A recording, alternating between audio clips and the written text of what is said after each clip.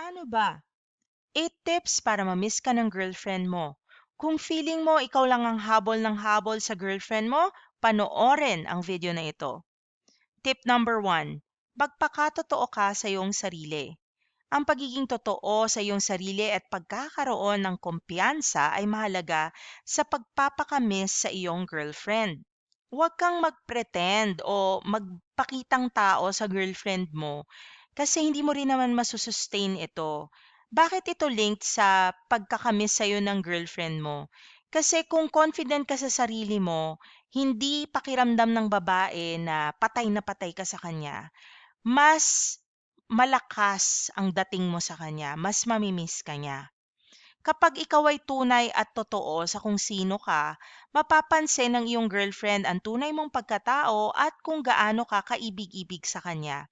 Minsan kasi yung attraction, kapag sobrang-sobrang pinapakita mong gusto mo ang isang babae, mas hindi ka niya rinerespeto and mas feel niya na kakayan-kayanin ka lang niya. So, hindi ka niya masyadong namimiss, hindi ka rin niya masyadong ginagalang. So, mas palaaway siya sa'yo. Pero, kung pinapakita mo yung tunay mong pagkatao sa kanya at saka pag naiinis ka sa kanya ay isinasabi mo sa kanya ito, yung feeling niya na equal kayo ng footing sa inyong relationship, mas may respeto siya sa'yo and mas hindi siya kumpiyansa na hindi ka mawawala sa kanya. And therefore, mas aalagaan niya yung relationship niyong dalawa at mas mamimiss ka niya. Tip number 2, magbigay ng espesyal na oras sa kanya. Magbigay ng oras sa iyong girlfriend at maglaan ng espesyal na panahon na para lang sa inyong dalawa.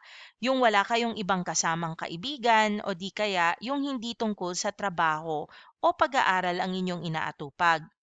Maaari mong dalhin siya sa mga lugar na hindi niya pa napupuntahan, gawin ang mga bagay na gusto niyang gawin, o kaya naman ay magluto ng kanyang paboritong pagkain. This is to create special memories with her. Para kapag wala ka, maaalala niya yung mga yon at saka maiisip niya kung gaano siya kaswerte sa'yo at mamimiss ka niya. Sa ganitong paraan, mapapakita mo sa kanya na ikaw ay nagbibigay ng halaga at pagpapahalaga sa kanya. At maniwala kayo, bibihira ito para sa mga lalaki.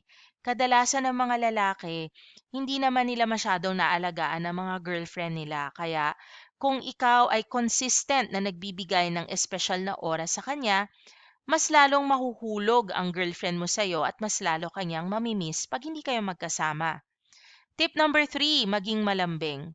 Magpakita ng malambing at pagiging mapagmahal sa iyong girlfriend. So, depende yan kung ano yung language of love ng girlfriend mo. Gusto niya ba ng quality time? Gusto niya ba ng words of affirmation o yung lagi mo siyang pinupuri at binubola? Gusto niya ba yung lagi mo siyang hinuholding hands at hinahawakan? So, depende yan. Malalaman mo yan base sa pag-uusap din sa girlfriend mo and sa pag-observe sa kanya kung ano yung parang lagi niya ikinatutuwa 'no, na language of love. Maaari kang magpakita ng pagmamahal sa pamamagitan ng mga maliliit na gestures tulad ng yakap, halik o kaya naman ay magpakita ng pagmamahal sa pamamagitan ng mga mababait na salita o di kaya ay sa pagreregalo. Kapag ikaw ay magpakita ng pagmamahal sa kanya, mararamdaman niya na tunay kang nagmamahal sa kanya at na-espesyal siya sa'yo. At kapag hindi kayo magkasama, ay maiisip ka niya. At mamimiss niya ang yakap at halik mo. Kaya tip number 3, maging malambing dahil karamihan ng mga lalaki, hindi malambing. This will set you apart. Tip number 4, ipakita ang pagpapahalaga mo sa kanya. Maaring ipakita ang iyong pagpapahalaga sa pamamagitan ng mga simpleng gesture tulad ng pagbibigay ng bulaklak o kaya naman ay pagkain na kanilang paborito. Kunyari, sa jowa ko, no, sa boyfriend ko, isa sa mga na-appreciate ko sa kanya, lagi siya nagpipitas ng bulaklak para sa akin. So, hindi man ito mamahaling bouquet of roses, pero dahil mas madalas at libre lang naman, pumipitas lang naman siya, nakakatuwa kasi ang feeling ay lagi ka niya naiisip. O di kaya yung dalhan ka ng paboritong pagkain tuwing binibisita ka sa bahay. Napakalaking bagay nito sa isang babae. Maaari rin itong ipakita sa pamamagitan ng pakikinig sa kanyang mga kwento at pagpapakita ng pag-intindi sa kanyang nararamdaman. Ipakita na pinapahalagahan mo siya, and this will already set you apart from other men na nakadate ng iyong girlfriend, at mas mamahalin ka niya dito at mas mamimiss ka niya kapag hindi kayo magkasama. Tip number 5, magpakita din ng independence. Kahit na kayo ay nasa isang relasyon, mahalaga rin na magpakita ka ng iyong independence sa mga bagay na hindi naman nakakasama ang iyong girlfriend. Maaaring magpunta ka sa gym o kaya naman ay magbasa ng libro ng mag-isa. Sa ganitong paraan, mapapansin ng iyong girlfriend na hindi lamang umiikot ang mundo mo sa kanya, na hindi ka lamang laging nakadikit at nakasalalay sa kanya, na meron kang sariling buhay na hindi lang ang relasyon nyo ang nangingibabaw. Hindi ka maniniwala dito pero sobrang effective nito sa isang babae na mamiss ka. Kasi syempre, paano kanya mamimiss kung lagi kayong magkasama? In fact, mas lalo nga kayong magkakainisan kasi tuwing siguro bad mood yung girlfriend mo dahil ikaw ang lagi niyang kasama, ikaw ang masisisi at mapagbubuntungan ng inis niya. Pero kung meron kang panahon na may me time ka, may me time din siya, may chance siya para ma-miss ka. Tip number 6, huwag mong asahan ang pagiging laging available ng iyong girlfriend. Mahalaga rin na huwag mong asahan ang pagiging laging available ng iyong girlfriend sa bawat oras. Huwag mong makalimutan na meron din siyang sariling buhay at mga gawain na kailangan niyang gawin. Kapag ikaw ay hindi asahan na palaging magpapakita sa kanya, mas mamimiss ka pa niya. Kaya, wag mong um, wag mo masyadong kontrolin yung oras ng girlfriend mo. Let her have her own time to herself. Nang sa gayon ay babalik at babalik pa rin naman siya sa'yo. Tip number 7, bigyan ng pahinga sa pakikipag-usap. Maaaring magpakita ka ng pagmamahal sa pamamagitan ng pakikipag-usap sa iyong girlfriend, ngunit mahalaga rin na bigyan mo siya ng oras na magpahinga at mag-isip. Maaaring ito ay sa pamamagitan ng pagbibigay ng space sa kanya upang magkaroon siya ng oras na mag-isip kung gaano kanya namimiss. At mag-relax nang hindi mo siya iniisip na dapat mong makausap sa bawat oras.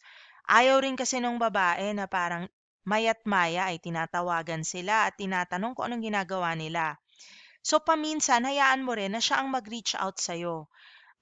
Ibang pananabik ang magagawa nun sa kanya kasi parang mag-iisip siya, iisipin talaga niya, usually ako yung tinatawagan nito, ba't kaya hindi siya pa tumatawag?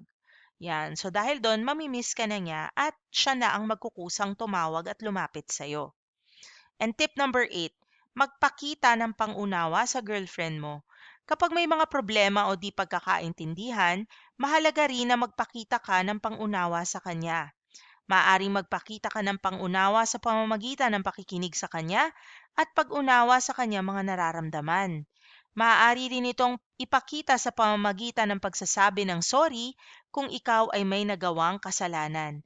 Naku, sobrang importante nito sa isang babae.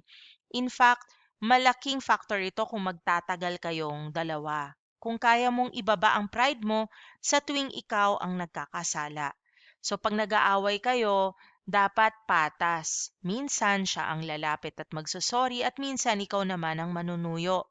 Sa ganitong paraan, mapapakita mo sa kanya na ikaw ay nagmamahal at nagpapakita ng pangunawa sa kanya at na mas mahalaga ang pagmamahala ninyo sa isa't isa sa maski anong hidwaan. Yan, magpakita ng pangunawa para tumagal ang inyong relasyon at namamiss ka niya sa tuwing nag-aaway kayong dalawa. Maraming salamat sa pagnood. For topic requests and shoutout requests, please like this video, subscribe, and leave a comment down below. And hope to see you in more Tagalog videos in the future from the Paano Ba Tagalog How To channel.